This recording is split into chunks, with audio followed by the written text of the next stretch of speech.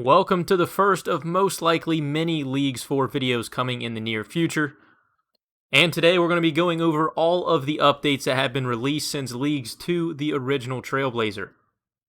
And before we jump straight into it, as always, Leagues Theory Crafting is a big part of this channel every time one comes around. So if you're not already, hit that subscribe button down below if you are looking forward to more Leagues content. The next video is going to be a region guide / tier list / pros and cons, basically all in one. So if you're interested to hear my thoughts on what might be a good region for you depending on your playstyle, make sure you're subscribed to be notified when that video does go live. But to kick things off with our updates, the first one we have is combat achievements. And this one itself is a little interesting because it's not necessarily locked to a specific region, but depending on how they handle the rewards, they potentially could be because that guy is located in Asgarnia. Realistically, there is a few ways they could handle that. They could just remove the rewards outright in total, or they could also just move the guy to Lumbridge, or they realistically could lock it behind Asgarnia if that was something they wanted to do. Regardless of what they ultimately do with the rewards, the one thing we can almost guarantee is there are going to be plenty of League tasks that are basically carbon copies of current combat achievement tasks. So depending on what regions you're currently leaning towards picking, it's probably not a bad idea to brush up on some of the combat achievements of the bosses that are located within them. Moving on to our next update, which is also a general update that affects basically all areas, and that is forestry. And this one's also a little interesting because with the League's date not yet being released, there's a really good chance that we have the second part of forestry released before Leagues. Now there's not anything in part 2 of forestry that are going to be game breaking in terms of Leagues, but the release of bonfires would make fire making extremely more AFKable, and a reward like the plank vouchers giving you double planks at the sawmill could be useful as well. Outside of part 2 itself, I am interested to see what the XP rates could look like with forestry now being in the game for woodcutting. And it's extremely overlooked, but the Bee on a Stick event is a sneaky way of bringing in a few different low-level seeds. And the final update we have that affects all regions at the exact same time is Shooting Stars. Now the reward shop for Shooting Stars is locked behind Asgarnia in Falador, and it's nothing too crazy to lose out on, but it is a great way for Ironmen to pick up gems. Outside of the rewards though, Shooting Stars did just get a massive update literally the week of recording this video, making them dramatically more AFKable because they're no longer affected by the amount of players in the area.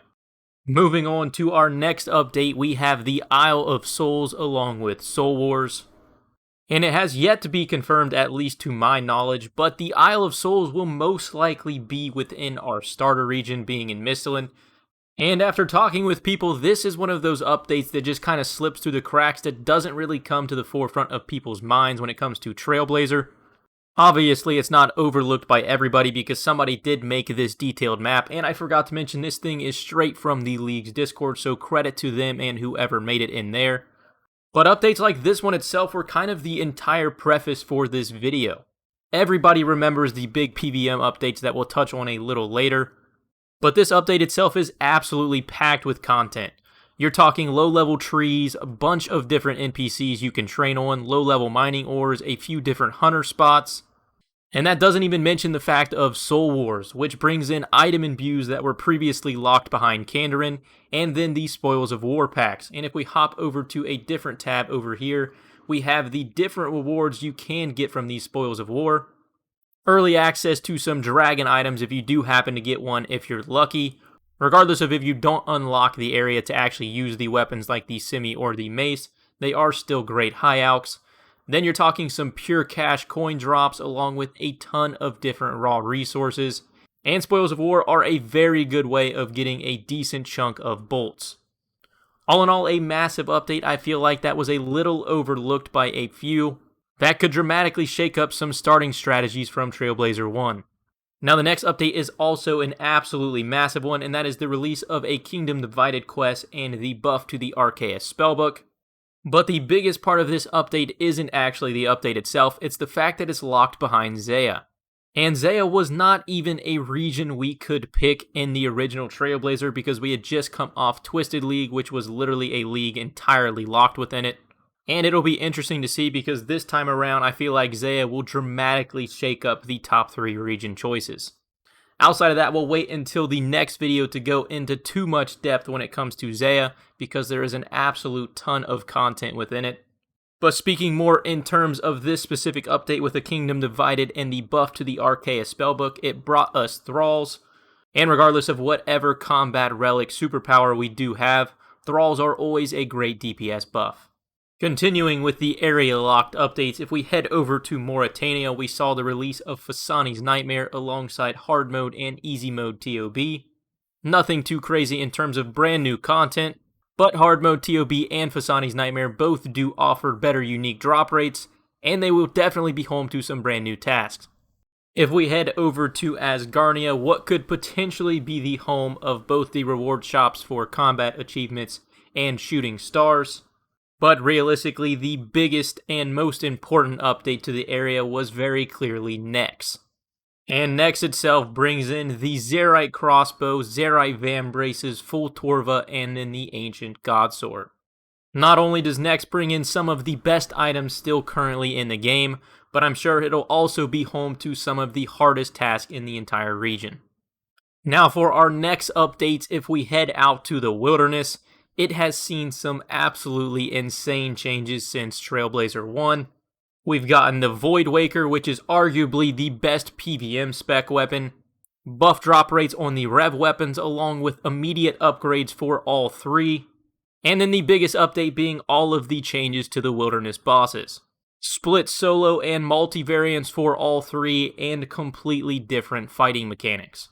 Now our next two regions really only saw one meaningful update for each, and this is kandarinFrumnik.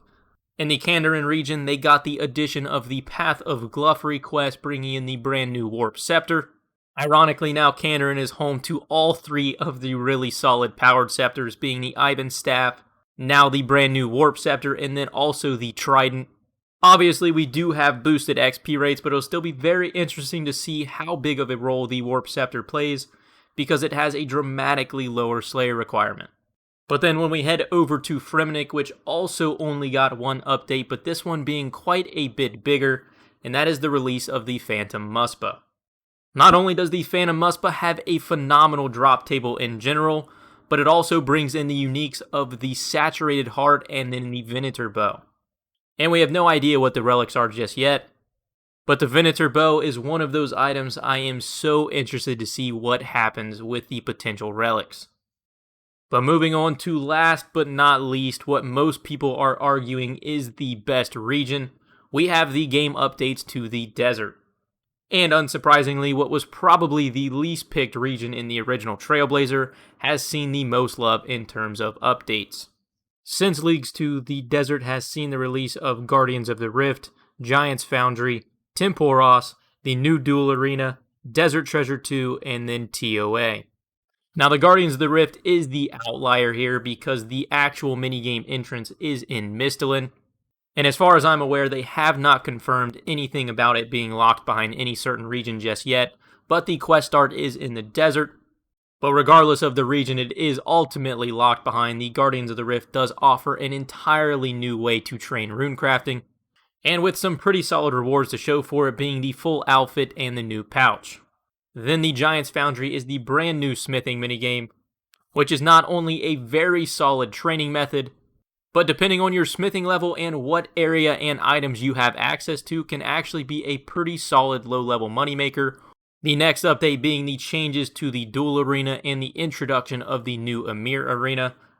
Barring that it is not made inaccessible, does offer the fastest method to obtain the new Imbue Scrolls to imbue your items. But due to the minigame's mechanics, I would not be surprised at all if it isn't accessible. But for our next update, we have Temporos, and it is essentially the fishing equivalent of Wintertot. Not only is it decent XP, but it also packs quite a few rewards. And depending on relics, obviously some of these rewards might not be nearly as useful in a league compared to the regular game. For example, if you already have a relic that banks your fish for you or gives you multiple fish per catch, Spirit Flakes or the Fish Barrel really aren't that useful. But even without those few rewards, you will always have the option of the Tome of Water, giving you a decent magic bonus, along with a ton of raw fish, banking up some really good cooking XP, and then always the chance of getting a few reward caskets. And if we pull up those drop tables, it is full of a ton of different alkables to make some decent cash. Also, a decent chunk of jewelry to give you some teleports, which could be potentially useful. And I know we took advantage of doing Tempe on group Ironmans to help make some of the Slayer jewelry. And one thing I did forget to include all the way down here at the bottom of the rewards is you can actually get some planks as well. Overall, Temporos might not be as good XP as just camping something like fly fishing if you do have that available in your region, but it does provide decent XP with solid rewards depending on what kind of items you're looking for. But for the final 2 updates of the video, and these are TOA and then Desert Treasure 2.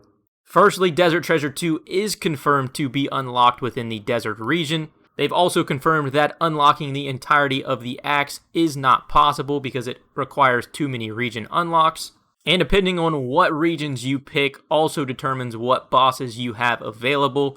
But regardless of what other regions you have, even with just the desert, you already have the Leviathan unlocked, meaning you have access to full Virtus and potentially the ring upgrade depending on whether you pick Frumnik.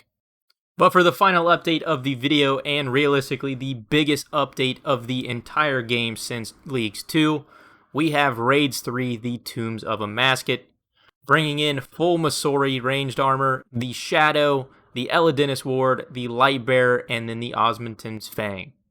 Just like I mentioned with Nex earlier, TOA brings in some of the best items in the entire game, and the main reason most are considering the desert to be the best region available in Leagues 4, because it has quickly grown to be the fan favorite raid. But with that, that is every important update that has brought new content into the game since Leagues 2. If I did forget anything, make sure you drop a comment down below and yell at me for it. Otherwise, if you guys did enjoy the video or found it helpful, consider dropping a like, and if you're not already, hit that subscribe button for all of the Leagues content that is going to be coming in the near future. But I hope you guys have a great day, and I'll catch you in the next one.